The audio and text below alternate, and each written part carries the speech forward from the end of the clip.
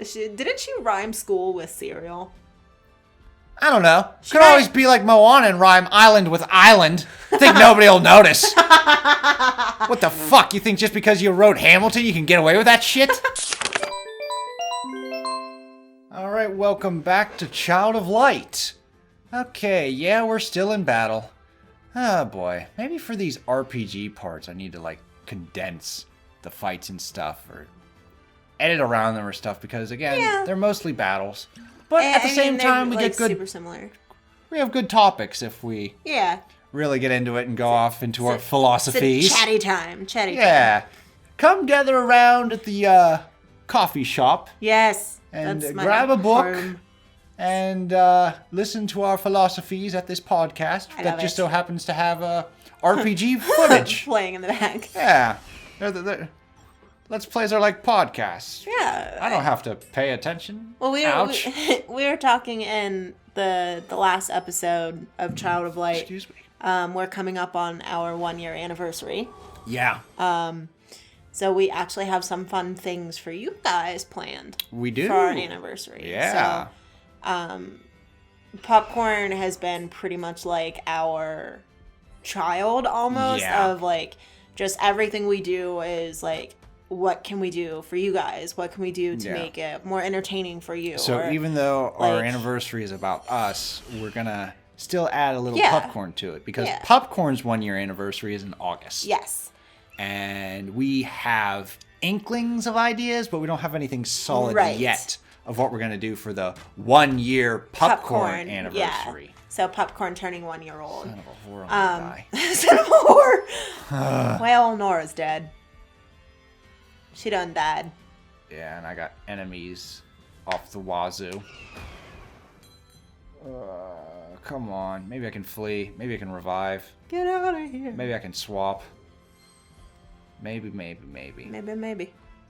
But yeah, basically the idea is to like recap on everything we've experienced in our relationship. So just because both of us love entertainment so much, whether it's video games, books, movies, TV shows, anime, all of those different things, like... Yeah, and we definitely want to keep branching out with new categories. New movies, new things. So long as they deal with nerd culture or just, like, fiction or something along those lines, where it's, like, it's entertaining, there's some, like, sense of, like, fiction in there, So there's, I mean, it's broad, definitely but there is pretty some broad. like cutoff points.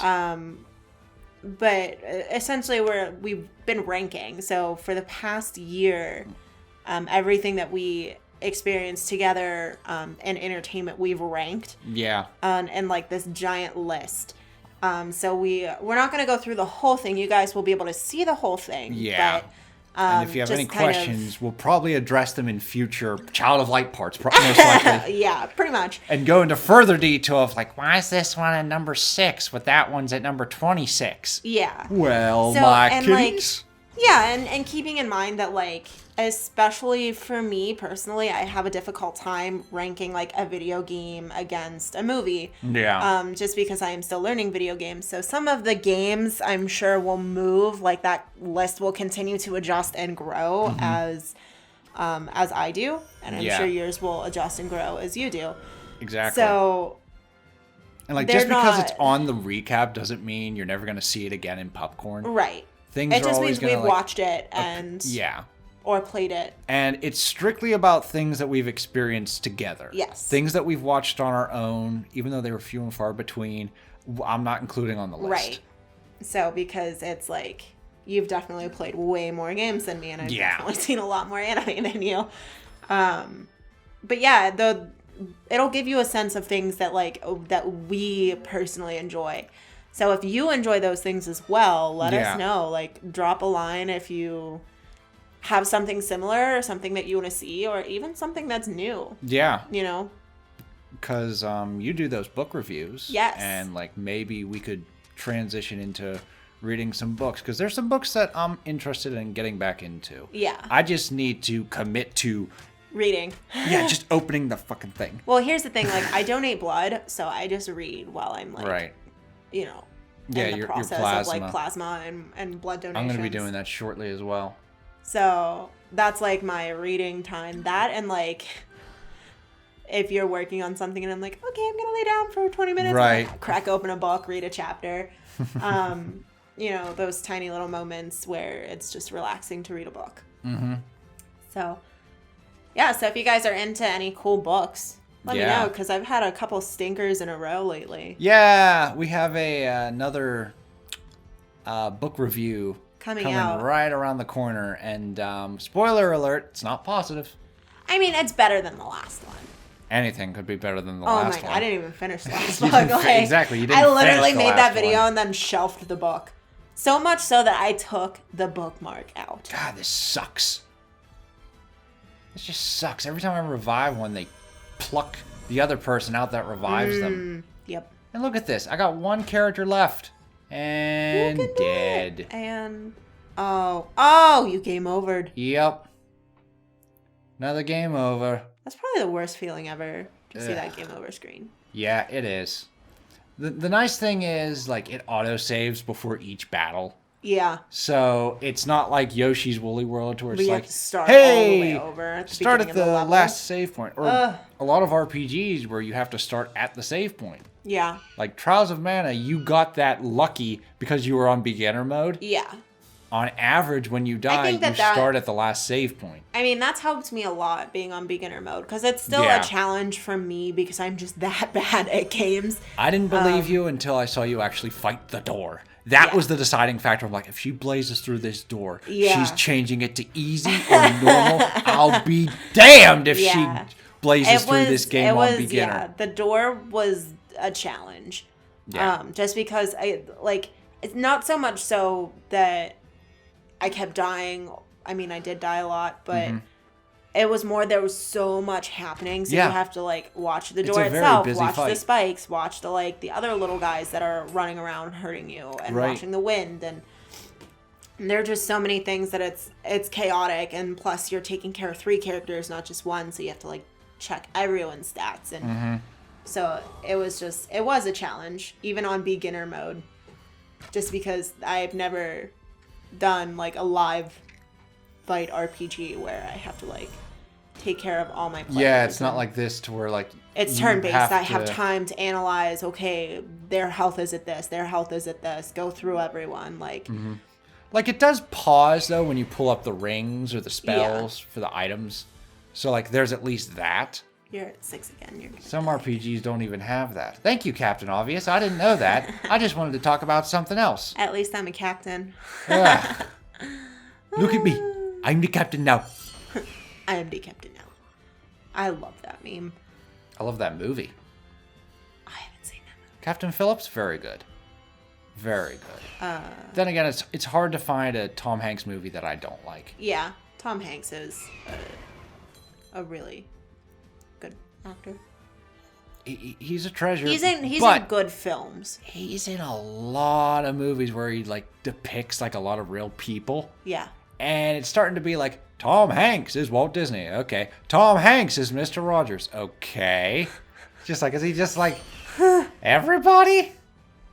Tom Hanks is Captain Solly. Oh my God. It was really cool. I was one of my friends has an art studio up in Greensburg. Okay. And I went up to visit her and one of our mutual friends, and we were like hanging out in the studio, and we went out for coffee because we're art kids and that's what art kids do. And like as we were driving out of the parking lot of the Coffee Bean in Latrobe, we just saw Tom Hanks like drive past. We didn't get to actually see him, but okay. Well, that's cool. It was pretty cool. All right. Well, yeah, did you know that his brother actually does like all the voiceover for like the toys and the video games and stuff like that? Like his brother is the voice of Woody the toy. When you pull the string, there's a snake in my boot. No kidding. Yeah. I didn't know that. He also does voiceover for the video games as well, and they're very close.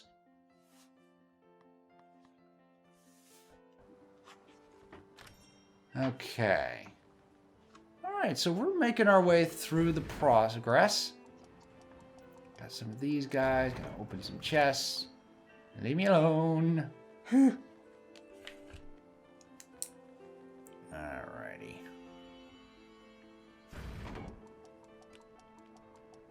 And like way up at the top here is our next boss fight. But judging from our last boss fight, these bosses are going to be more gruesome. So I'm going to try to explore as much as I can, see if I can gain a few more levels, try and get that light spell. And, ooh, who do we have here? It's the little carnival. We got another jester. Hello there, traveler. I wonder if it's the brother of Rubella. Oh, he's not a jolly fellow. No. Oh. No. If 2020 was a video game character. He might be emo. Aw, it's not a phase, Mom. Boy, but no, this is Tristis, and Tristis is very similar to Nora. Like he's Rubella meets Nora. Rubella's more of a healer, whereas Tristis can manipulate with like the time bar and like speeding up characters and casting Unstoppable. So you're probably wondering though, then okay, is it useful to like just have Nora and Tristis on the same team then, since they're both like the same character? Does one kind of cancel out the other? We'll see. We'll see. For now, we have this somewhat lighthearted reunion of Rubella and Tristis. Because Tristis joins the party. He joins the party. And there we go. Rubella's happy. Tristis is, well, Tristis. Rubella's happy and Tristis is, well, he joined the party. Well, he's here. Alright, so nothing else down here. Anything up there? No. Alright, well, we got a lot of skills because we just had him join the party. So I definitely want to give him Unstoppable because that's one of my favorite spells. Did anybody invite Grendel to the party? No! Ah! Grendel. What's that from? It's book Beowulf. Right, that's right. He had destroyed everyone in the mead hall. Yeah. Because he wasn't invited to the party. Mm-hmm. Was Grendel invited to the party? No! Just like Maleficent. Very spiteful. You didn't take me to your baby shower. I know, she was just like, well, if I wasn't invited to the party, then... I just love every line Maleficent says in that scene where she comes and she's like, oh, quite a glittering assemblage. Royalty, nobility, the gentry. And then she turns to the fairies and she's like, oh, how quaint, even the rabble. And like right there, I was just like, damn. But one detail I noticed is that like Maleficent's face gets more swollen and sunken after those 16 years. Yeah. So she did not sleep well. No. As the line goes, for the first time in 16 years, I shall sleep well. Because in the first scene, when she first cursed the child, her skin has like a very light green tone. She's very youthful, very pretty. Mm-hmm. Flash forward 16 years, it's more white. Yeah. It's elongated. Her eyes, they have bags under her eyes. Well, I think like... They're also like wider because like she looks very focused, like, I gotta kill this damn kid. Yeah. Where is it? Yeah. I really wanted to like the Maleficent movies. Oh, the Angelina Jolie movies? Yeah, I really Did you see the second one? I did not see the second one. I mean, I saw the first one, and I've only seen it once. That movie is a damn shame. And it's like, I wanted to like it. I really wanted to like it. The soundtrack is phenomenal, but like... Okay. It would have been nice if they actually adapted the play into the soundtrack. I thought that would have been nice, since it was a play before anything, and that's what the original Disney movie did, was adapt the play into the score. I think it's mainly the main song, like the Once Upon a Dream. Oh, yeah. So they did adapt that song. Lana Del Rey sang that Yeah, song. she sounds like her her voice is putting her face to sleep. Oh my, I love that version. Yeah. Oh my god, I thought it was so good. It was It was so sleepy. It was creepy. Sleepy. Oh, I thought it was creepy. Like it was. Put an SL in front of your cr. You're allowed to be wrong. It's fine. Change the cr to the sl. It's fine. I thought it was good. But I also enjoy Lana Del Rey. So I like her music in general. I don't think I like her voice.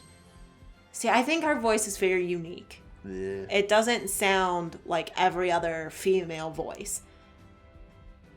Okay. So it like when Lana Del Rey is singing, you know it's her. Okay. Where it's like there's a lot of other female singers where it's like, well, it could be this one, it could be that one. Which pop singer could this be? Whereas like it's very obvious. She's bubbly and talking about her boyfriend issues. Yeah, like it's Friday. Gotta get down on Friday. Quick, change the channel. Oh my god. Didn't she rhyme school with cereal? I don't know. Could always be like Moana and rhyme island with island. Think nobody will notice. What the fuck? You think just because you wrote Hamilton you can get away with that shit? I know everybody on this island wants to stay on this island. Sorry, what? But no, I'm the bad guy. You know what? They never ask why. Nope. I don't know. I like interesting voices. I think if you have an interesting voice and you can carry a tune, chances are I like it. Okay. So, because... It was just such a, like, somber note to end that dreadful movie that I was just like, oh, shut the fuck Well, up. they changed it into more of a minor. It's a minor song. So it's supposed to be, like, slow and solemn and have that tone of, like, depression. Like... I don't know. I just thought it was really, really well done and well crafted. Well, that would be interesting if they actually told the story of Maleficent, like the wicked way, to where like she has the same fate. Right. And they go that route. Not just, oh, Maleficent's misunderstood. King Stefan's now bland and one-dimensional. Yeah. Blah. I thought it would have been interesting for there to be like again, the gray area. Yeah. Have them both truly care about their daughter and fight for it. Yeah. Like, they don't like each other, but they do care about Aurora. Yeah, I think that's a big reason why I didn't like it. And I just wasn't on board with, like, oh, true love's kiss, and it's like the prince kisses her and it doesn't work. So. I hate it. And, like, Maleficent kisses her and she wakes up. Like, fuck you. No, it wasn't that bothered me. I hated when she revokes her curse, but her curse works anyway. You don't have control over your own magic? Yeah. You're supposedly the mistress of all evil, like the big kahuna of like this fairy or whatever it is. The only reason I could see that working in the storyline is like she is the mistress of evil, so it's the intent, like she had evil intent to harm Aurora. Uh-huh. So when you cast that, the intent is there, so when she has a change of heart and she's like, I revoke it, you can't revoke your previous intentions. So that's like if you got mad at me and you said something that like really hurt me. Avada Kedavra! And then like later on you're like, well, I was mad. I didn't mean it. Like it doesn't take back the way that you made me feel. So it's like, okay. I feel like that's how they would get away with that. Of like the intention, she genuinely wanted it when she cast the spell. So just because you have a change of heart later doesn't mean that you can undo what you did. Okay. So it's like, I feel like that's part of the lesson. Is like, you can't undo what you've done. Right.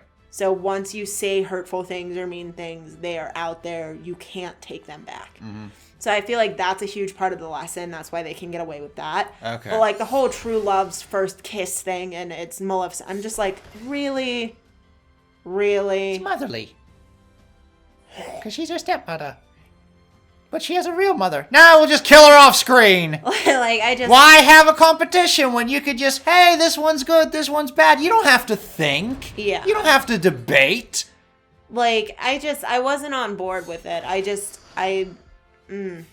There was something just, I didn't like that storyline. I just wasn't a fan. No, me neither. Yeah. And apparently there's a sequel. I don't know what the fuck it's about. I kind of don't care. What more can they do? Apparently it's about Prince Philip, because he got the shaft in that movie, let me tell you. He was a gag-punching bag if I ever told Prince Philip as a character in the original Disney film is just... He has, like, what? One line? He has more than one line, but, like, his final line is, "Goodbye, Father." Look! She's asleep. And then that's all he says. Like... No, he doesn't. It's been so long since I've seen the movie. Evidently. I'm just saying, like, he has very minimal lines. Yes, he does have very minimal lines. Minimal role. Yes. Like, his purpose is kiss her and wake her up. Like, in a way, yes, we can boil it down to that.